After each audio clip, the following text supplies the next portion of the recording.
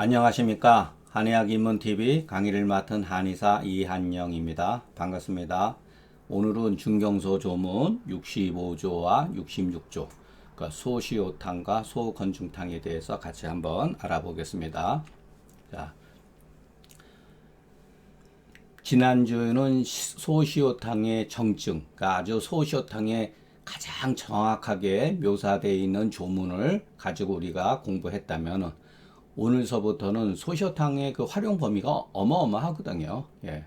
반표 발리증이니까 후세에서 말하는 잡병이라고 하는 것은 거의 이 반표 발리증에 해당이 된다고 볼 수가 있어요. 예. 그렇기 때문에 소시오탕은 어떻게 보면은 처음에 우리가 중경소 조문을 보면은 한토화법보다 후세에 뒤에 만들어진 방안이지만 실제적으로 현실적으로 봤을 때는 소시오탕의 범주가 가장 넓다.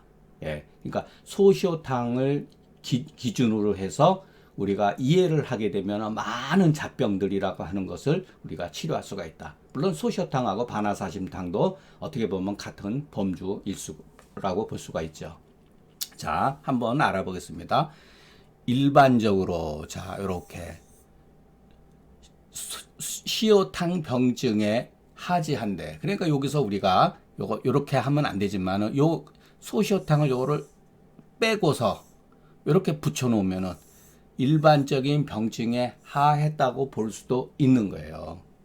예. 그러나 여기서 일단은 조문의 뜻을 살려 가지고서 조문의 뜻을 살려 가지고서 보면은 일반적으로 대체적인 소시오탕 병증에 하했다.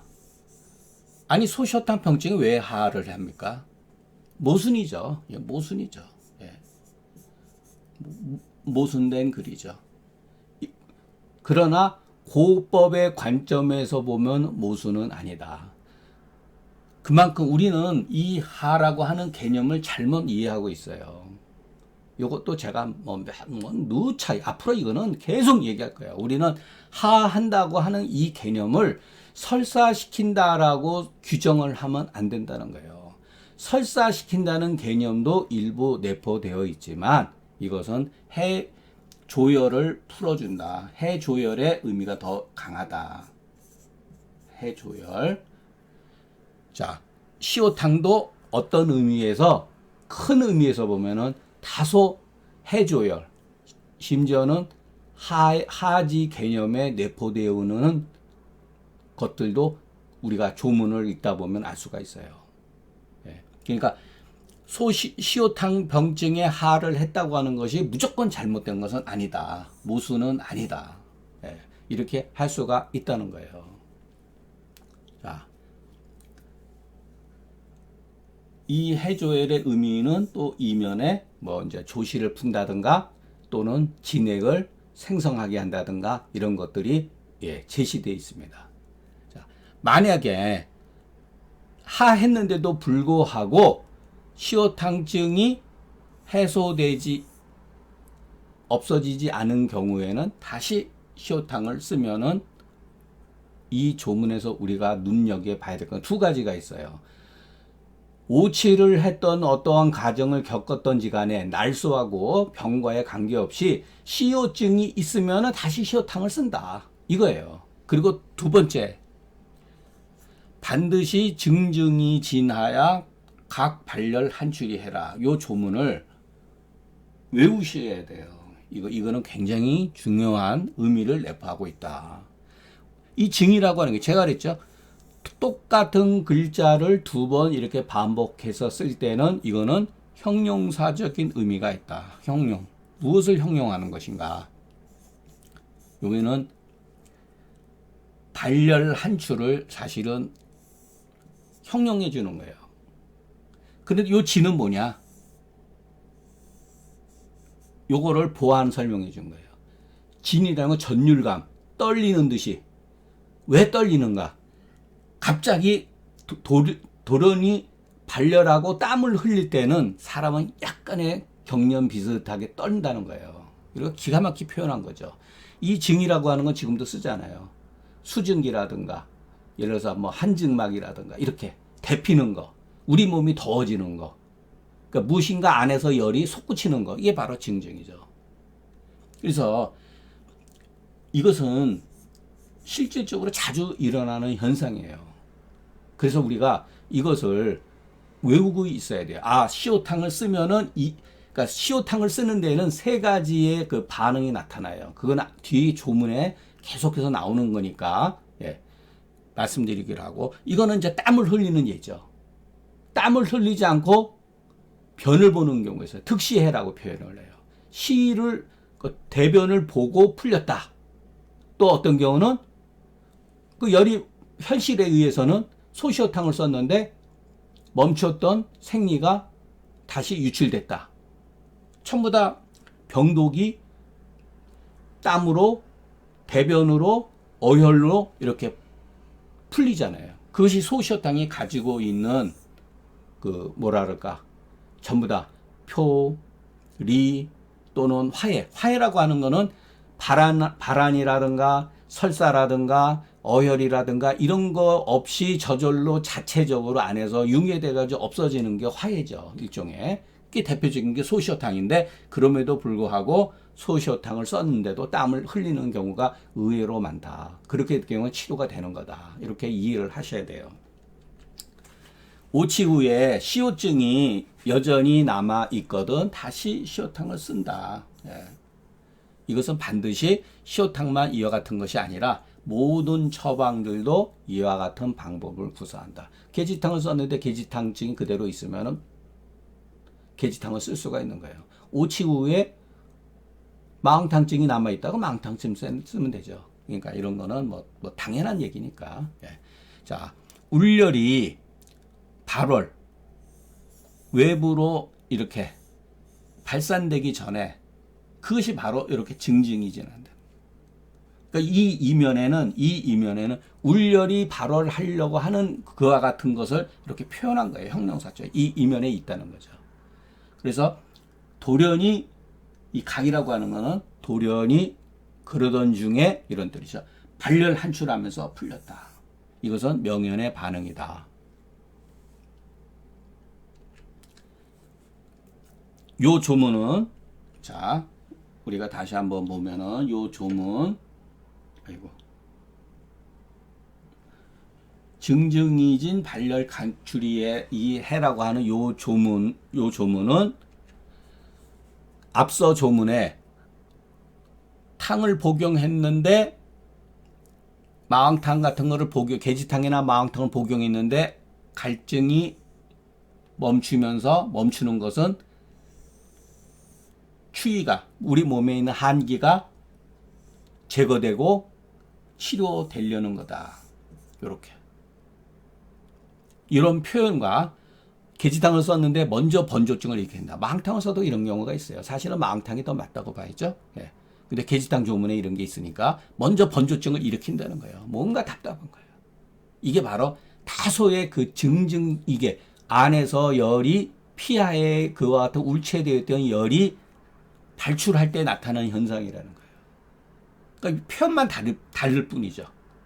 이때 이에 땀을 흘리면서 해소가 된다. 이와 같은 표현과 같은 류로 우리가 볼 수가 있다. 예. 요런 말들은 뭐 제가 잠깐만 이렇게 조문을 계속해서 읽다 보니까 이게 전부 다 비슷한 류라고 하는 거를 많이 써요. 예. 그러니까 이거에 대해서는 뭐 제 사견이니까 여러분들이 받아들이든 받아들이지도 않든지 간에 치료될 때에 이렇게 분명히 이렇게 해자가 나와 있잖아요. 예. 그러니까 이런 것은 명현 반응이다. 이렇게 볼 수가 있는 거죠.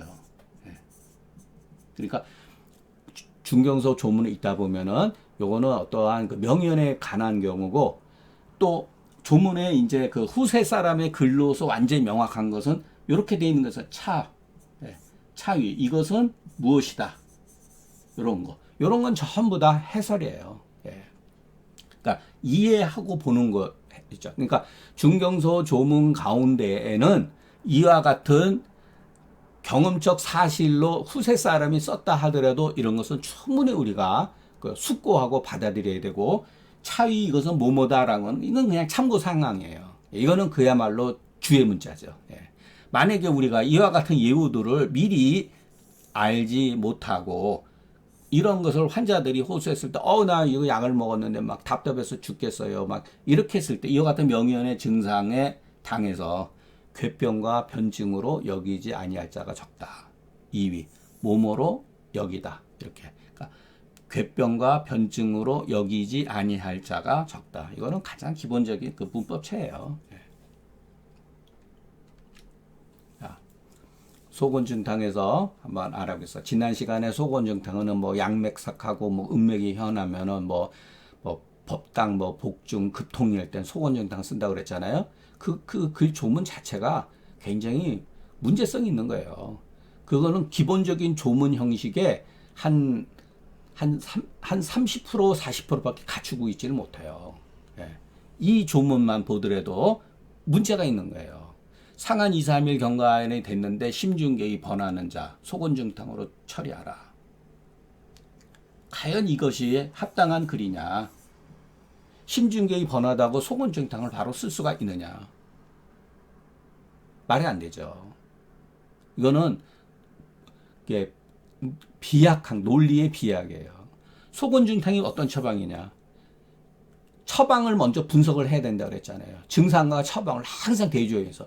소곤증탕은 그야말로 계직당에서 작약을 증량시키고 교의를, 엿을 새롭게 집어넣은 처방이잖아요. 거기에서 보면은 교의와 단맛을 내는 교의와 작약이 굉장히 중요한 뜻을 가지고 있죠. 그러면은 소곤증탕에서 중요한 작약의 의미가 여기는 빠져있잖아요. 이것은 다소 어느 정도는 번한 거는 그러면은 교의가 치료를 한다 하더라도 이 심중계만 해도 이해가 안 되는 거거든요. 그런데 이렇게 써야 된다. 이것이 과연 올바른 글이냐. 이것도 반쪽짜리 글이죠. 이걸 가지고 억지로 갖다가 꿰매가지고 뭐가 어쩌고 잠깐만 하면은 안 되는 거예요. 그러니까 글이 잘못된 글은, 그러니까 조문의 기본적으로 정문의 형식을 갖추지 못한 것은 반드시 처방을 가지고서 근거로 해가지고 이해를 해야지, 억지로 이 조문만 가지고서 이것을 이해를 하려고 하다 보면은 쓸 수가 없어요. 소곤증탕은 이해가 안 돼요. 자, 이 조문을 우리가 증상을 가지고 대비해서 보면은 금계율학의 조문을 이제 한 거죠. 왜냐면은 앞서서도 설명해 드렸듯이 소곤증탕이라고 하는 처방 이 자체는 내용은 고방의 형식을 빌리고 있지만 후세 사람이 만든 것이 아니겠느냐. 예, 저는 그렇게 의심을 해요. 상한 2, 3일이 경과해가지고 2급 후중하고, 예, 대변을 보고 나서도 뒤끝이 무거운 거, 이런 거 있죠. 개운하지 않은 거. 복피가 구급하고 급통한다. 이게 바로 작약으로 대표되는 증상이죠. 물론 복통이 있고 예를 들어서 복직근이 구련이 심한 경우에 작약만 가지고 되는 건 아니에요. 감초도 있고 대추도 쓸 수도 있고 심지어는 그 밑에 계지도 보조적으로 역할을 할 수가 있는 거죠. 그러나 이것은 대표적으로 작약의 증상이니까 이것을 참고를 해야 된다는 거죠. 그리고 심중계의 번한 경우 소곤증탕으로 치료하는 것이 비교적 그래도 합리적이지 않겠느냐, 이렇게 볼 수가 있다는 거죠. 그렇기 때문에 방예에 근거해 가지고서 다른 처방의 예, 조문의 예를 근거를 해서 우리가 보면은 보통은 소곤증탕이라는 말 대신에 계지가 교의탕 이렇게 쓰는 것이 지금까지 어떤 관리잖아요. 소곤증탕이라고 이름을 완전히 바뀌었다. 물론 이제 군약이 바뀌었으니까 바뀔 수가 있죠. 그런데 보통은 계지가 뭐 예를 들어서 작약, 교의탕 이렇게 쓸 수가 있는데 불구하고 어찌 반드시 이름을 소곤증탕이라고 그렇게 했느냐.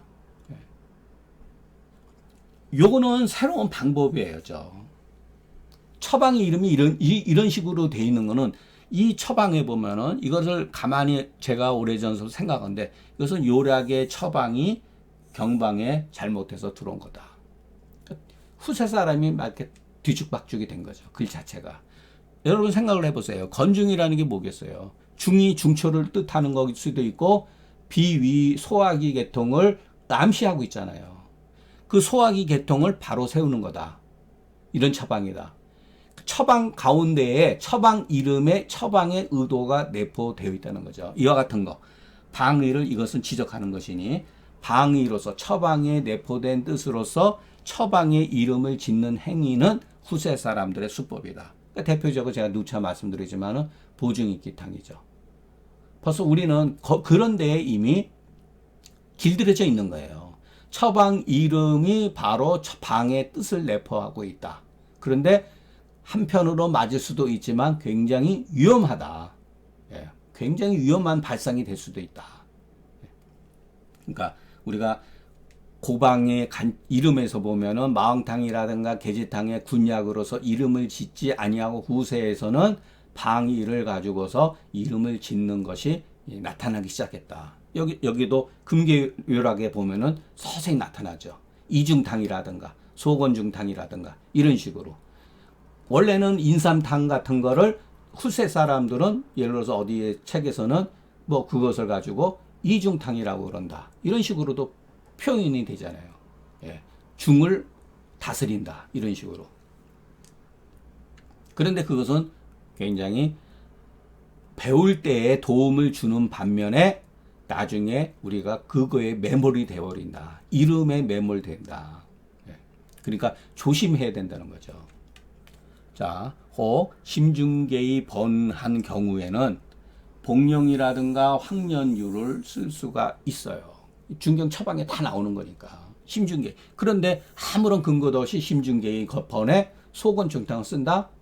맞지 않는 거죠. 그렇기 때문에 오직 이 증상 하나를 가지고서 소건중탕을 쓰는 것은 옳지 못하다. 왜? 이와 같은 예도 있으니까. 얼마든 이게 더 많다고 봐야죠. 이런 것도. 요략의 소건중탕의 방해는 허로의 적용증이라고 이렇게 딱 명시되어 있어요. 허로에. 그 허로로 해가지고 뭐라면은 그 증상은 2급, 개육, 막 두근거린다든가 코피를 흘린다든가 이런 것 자체는 이미 의도적으로 약간 허로한 것을 표현하기 위해서 그런 거죠. 피곤하면 뭐 코피를 흘릴 수도 있는 거니까 복중통, 몽실정, 뭐 잠자다가 뭐 사정한다든가 사지가 뭐 약간 저리고 쑤시고 아프다든가 무겁다든가 수족에 번일감이 있다든가. 그러나 이런 것도 인공구조라든가 이런 것은 하제를 쓸 수 있는 개연성이 있죠. 양명병의 어떤 그러한 조짐들이니까. 예. 그렇기 때문에 이것만 가지고서 이것을 허로라고 이렇게 단정 지는 것은 문제가 있지 않느냐. 예. 자, 여러분이 가만히 이것을 생각을 해야 돼요. 이것이 병명인가, 병인인가, 병증인가. 그것을 구분을 하면은 이것이 중경의 글인지 아닌지 대번에 알 수가 있죠. 중경은 이런 식으로 글을 쓰지를 않잖아요. 허가 뭐냐? 허가 내포하고 있는 의미는 굉장히 광범위하죠.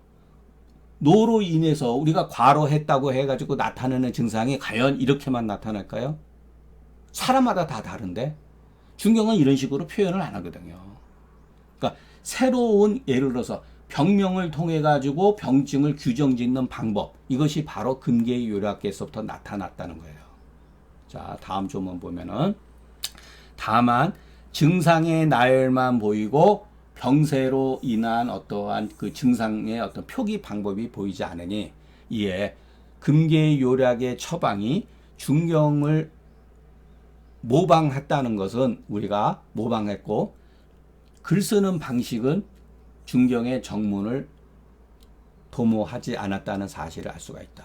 그러니까 중경의 글 쓰는 방법은 병세로 인해 가지고서 나타나는 증상들을 기술하면서 이 증상을 통해 가지고 우리들로 하여금 병인의 개념, 그러니까 병원의 개념이죠. 병이, 병성, 병독을 이해한 다음에 처방을 쓰는 방법이라면은 금계요략에는 병명과 병인을 내세워가지고 병명과 병인을 먼저 기술하고 모두에 딱 이렇게 기술하고 이것으로서 증상을 나열하는 거죠.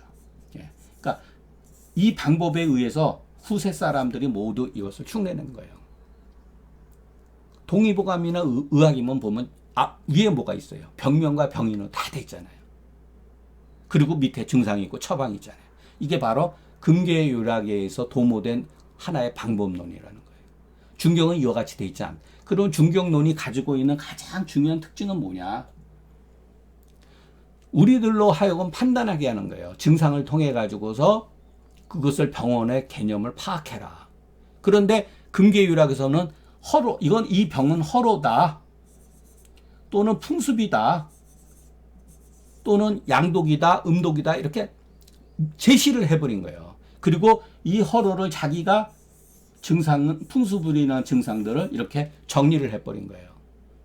그런데 우리는 이거를 절대 진리처럼 믿고 있는다는 거죠. 왜? 고전이니까. 고전도 잘못되어 있는 것을 우리가 비판을 해야 돼요. 이것은 이 사람이 누가 되었지 간에 허준이 되었던 중경이 되었던 왕숙가가 되었던 누가 되었던지 간에 이것은 그 사람의 개념이죠. 이것은 우리가 이 사람이 규정한 것을 우리는 이대로 믿을 필요는 있다 하지만은 다른 시각에서 보면 이것은 굉장히 많은 위험성을 내포하고 있다. 그러니까 객관적이지 못하다는 거예요. 그러니까 우리는 허로를 그냥 앞에 증상으로서 규정해 버린단 말이에요. 근데 실질적으로 그렇지가 않잖아요. 그건 그 사람의 분류 방법이죠. 자, 또한 앞서서 말한 대로 허로는 병명인가 병인인가? 병명이면서 병인이에요. 그래서 이런 식으로 금계유락에는 돼 있다는 거예요. 허로지위병. 자, 허로가 병이 되면 무슨 뜻이에요? 허로로 인해서 병이 되면 이런 뜻이죠. 그럴 때는 병인의 개념을 가지고 있는 거예요. 그냥 이런 식으로 표현 안 하고 허로는 이와 같은 병이다 하면 병명의 개념을 가지고 있는 거죠. 허로로 인해서 병증이 나타나는 것이 천가지 만가지 뿐이 아니거는 굉장히 많다는 얘기죠. 어찌 다만 이와 같은 증상으로 끝나겠느냐. 그렇잖아요. 우리가 과로하고 몸이 컨디션이 안 좋은 상태에서 과로했을 때 나타나는 병증이 앞에서 제시한 조문일까요? 그것은 그 사람이 규정해 놓은 허로일 뿐이죠. 그러니까 그것을 우리는 허로가 바로 이와 같은 증상이다 라고 믿는 게 아니라 허로를 이와 같은 증상으로 누군가가 규정해 놓은 것에 뿐이다 라고 생각을 하셔야 돼요. 그렇기 때문에 계지탕증을 반드시 근거로 해서 먼저 이게 바탕에 계지탕이 있으니까 계지탕증을 근거로 해가지고서 심중개입번하고 복증. 왜냐하면 계지탕증에도 복증 구련증이 있잖아요. 거기에 이와 같은 증상이 나타났을 때 소곤증탕을 사용하는 것이 그래도 비교적 합리적이다. 이렇게 볼 수 있다는 거죠. 자, 우리가 중경에 우리가 처방을 배우는 것도 중요하지만 제가 누차 말씀드리고 중요한 게 뭐냐면 문법 구조, 글 쓰는 방법. 글 쓰는 방법이 왜 변했는가? 중경은 무슨 거라 그랬죠, 제가? 증후의 증후, 증후학이에요, 증후학. 증후론이죠. 증상을 그냥 나열했을 뿐이에요, 그냥. 다만 그 증후, 어떠한 나타난 현상을 보고서 알아서 판단해라. 나는 다만 이와 같은 증후에 계지탕을 썼을 뿐이고, 소시오탕을 썼을 뿐이고, 승기탕을 썼을 뿐이다. 나는 이렇게 이 증후 현상에 대해서 이렇게 생각해서 쓴 것이다. 그러나 이 똑같은 증후라 하더라도 우리가 중경하고 같을 수가 없죠. 보는 방법이 틀리기 때문에 그런 거예요. 그러나 우리가 중경의 고방을 배우는 관점에서는 그러면 이 사람은 이와 같은 현상, 증후에 대해서 어떻게 왜 이와 같은 처방을 구사를 했을까라는 것을 우리가 공부를 하는 거죠. 지금 아무리 우리가 공부를 한다 하더라도 고방을 같이 공부했다 하더라도 어떠한 증후에 대해서 처방이 같지가 못해요. 문제는 거기에 있다는 거죠. 그리고 이 글 쓰는 방식이 증후론은 이것도 문제가 있어요. 이해가 안 되거든요. 병인의 개념이 빠져 있으니까 어쨌든 간에. 그러니까 후세 사람들이 새로운 방법론을 제시를 한 거예요. 그게 금계유락에서부터 나타난 거예요. 태양지휘병이라는 말을 실질적인, 그러니까 이렇게 보다 어떠한 실체적인 표현으로 쓰기 시작했다는 거예요. 태양지휘병이라고 하는 건 다소 이것은 허구잖아요. 그리고 풍습지휘병, 수지휘병, 뭐 양독지휘병, 음독지휘병, 이와 같은 식으로 표기 방법이 달라지는 거죠. 병명과 병인이 나타나는 거예요. 그렇기 때문에 중경은, 자, 앞에서 우리가 흉욕고만이 있으면 우리가 어떠한 병명과 병인의 관계없이 소시오탕을 쓴다는 게 증오학이에요. 그런데 이것을 명확하게 개념으로, 만약에 어떤 사람이 만약에 병명으로 해가지고 흉욕고만이 만약에 무슨 요즘에 뭐 간염이다 뭐 해가지고 간염에 그러면 소시탕을 써야 된다, 그거는 아니에요. 흉욕고만이 있으면 쓸 수는 있죠. 방광염이든 자궁염이든 아니면은 뭐 위염이라든가 급성 위염이라도 흉욕고만이 나타나면 쓸 수가 있는 것이 바로 증오학 개념이에요. 그러나 병명과 병인으로 하게 되면은 이것은 굉장히 많은 이름과 명분이 발생되는 거예요. 그 이름과 명분이 발생이 되면서 그 이름마다 처방이 만들어졌기 때문에 고방은 한 100여 가지, 기본방 한 20가지, 30, 20가지에서 수천 수만 가지로 처방이 나타난 것은 바로 병명과 병인의 개념이 역사적으로 대두되면서 나타나기 시작한 거예요. 그러니까 증으로는 굉장히 합리적인 면이 있어요. 간단 명료하죠.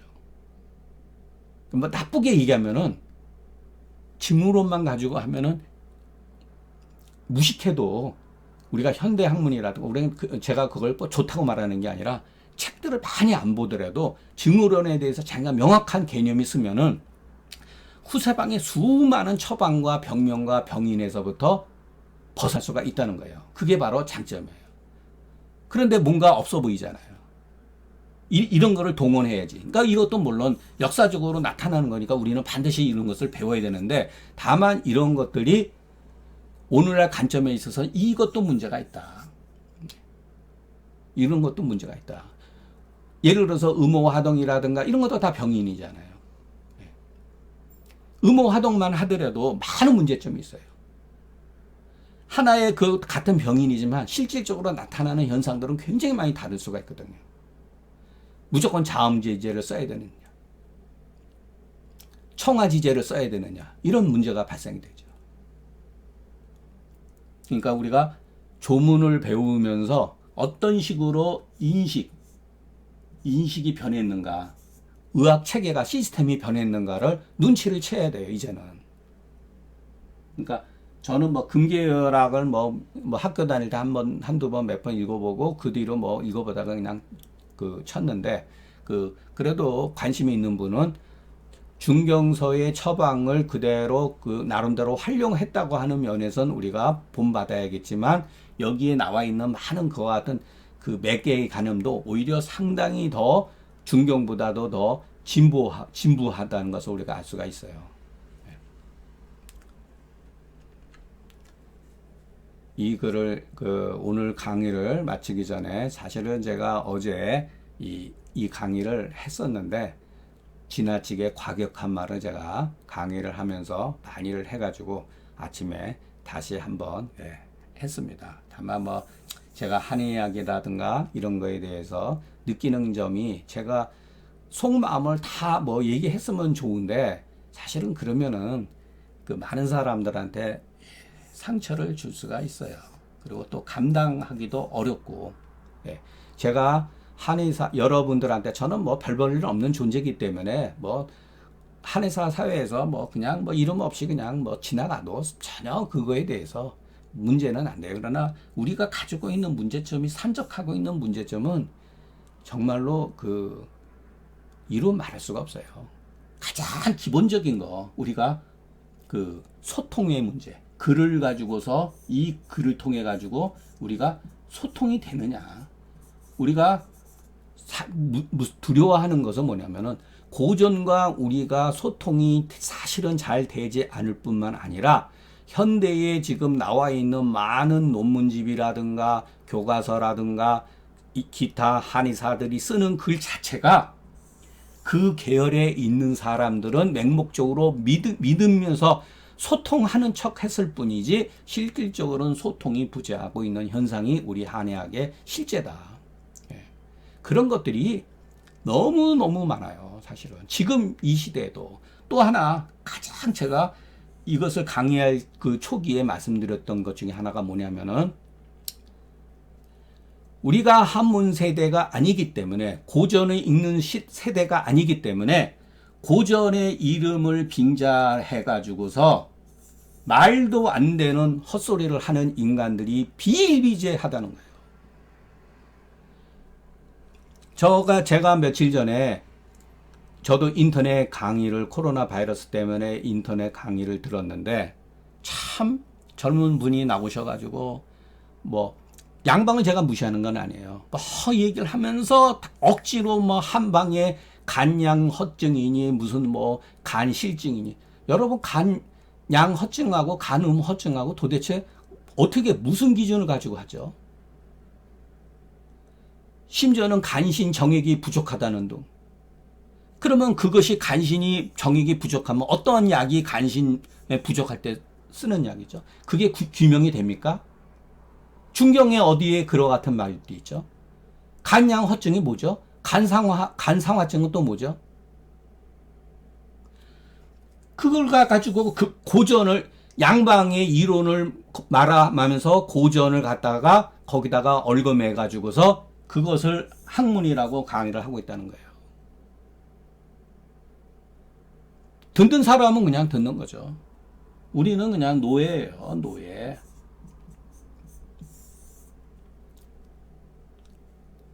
검증받지도 못한 말들을 저도 마찬가지예요. 상한론도 검증받을 수 없는 부분이 굉장히 많잖아요. 그것은 우리가 이해 가능한 범위로 끌어올리자는 게 제 취지예요. 어느 처방이 잘 듣고 안 듣고는 그것은 여러분들이 더 잘 알고 있고 지금 기존에 나와 있는 책들 가운데는 그런 것들이 굉장히 많아요. 가장 중요한 것은 우리가 먼저 기본을 먼저 한번 다시 확인해 보자. 이것이 과연 올바른 글이냐.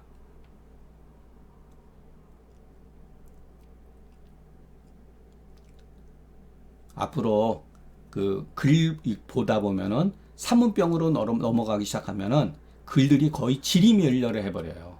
몇 개의 조문 같은 게 진무탕이라든가 사약탕 일부라든가 몇 개의 글을 빼놓고는 거의 글들이 지리멸렬한 상태예요. 그것이 무엇을 의미를 하느냐. 누군가 억지로 육경변증을 끼워 맞췄다. 맞추기 위해서 그렇게 한 거다. 밖에 이해가 안 돼요. 그러니까 중경의 처방은 사실은 몇 개 안 되고 그것을 너무 지나치게 우리가 그 고전은 고전이지만 기본적으로 배워야 될 건 배우고 비판할 거는 비판해야 된다는 것이 제가 이 강의하는 취지라고 받아들이면 좋겠습니다. 경청해 주셔서 감사합니다.